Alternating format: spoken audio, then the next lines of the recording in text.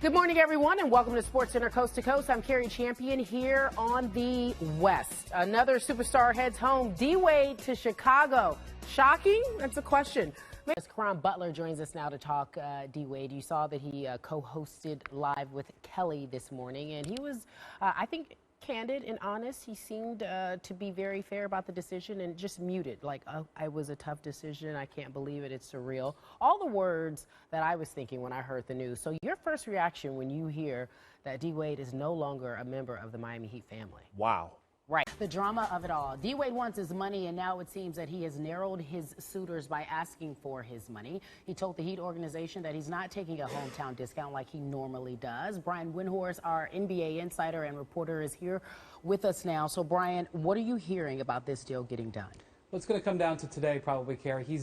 Tim Hardaway left the Heat before the end of his career. Alonzo Mourning left at one time. Pat's not been afraid to drive a hard bargain. You say you can understand both sides, but it's still a tough pill to swallow when you're Dwayne Wade and arguably Mr. Miami. He's the face of that franchise. He's done more for that franchise as an individual player, very instrumental in getting LeBron James there, very instrumental in getting them their titles, if not the key reason.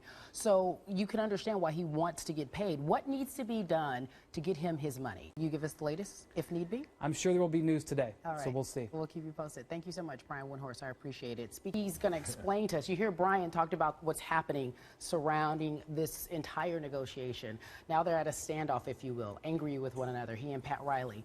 If, in fact, Dwayne Wade were to get his money, how do they go about paying him? Yeah, part of the problem for Pat Riley is what he has to sacrifice to make it work. Here's Dwayne Wade. He'd have to get to about $24 million, Cari. Just hit on it. That, ironically, is the same number that Kobe Bryant retired at.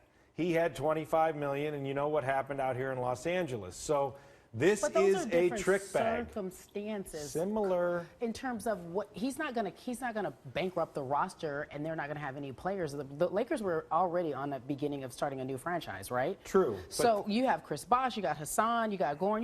You have pieces to play with. That's about it, though. It's those five, and then you got to fill the rest of this thing out. So that's why Riley wants to keep Josh McRoberts.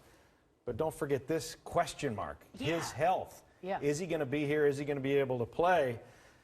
But right now you're talking about Mr. Heat, the greatest Heat of all time.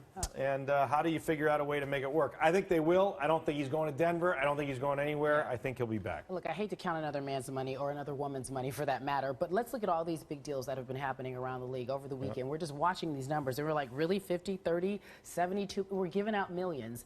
You can't blame him for wanting to get paid.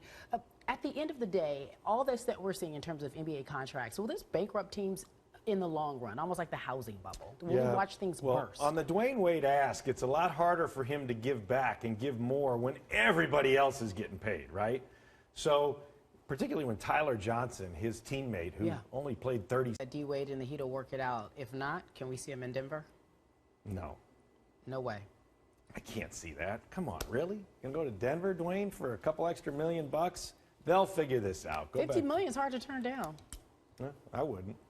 All right, Tom Penn, Front Office Insider, thank you for joining us on SportsCenter Coast to Coast.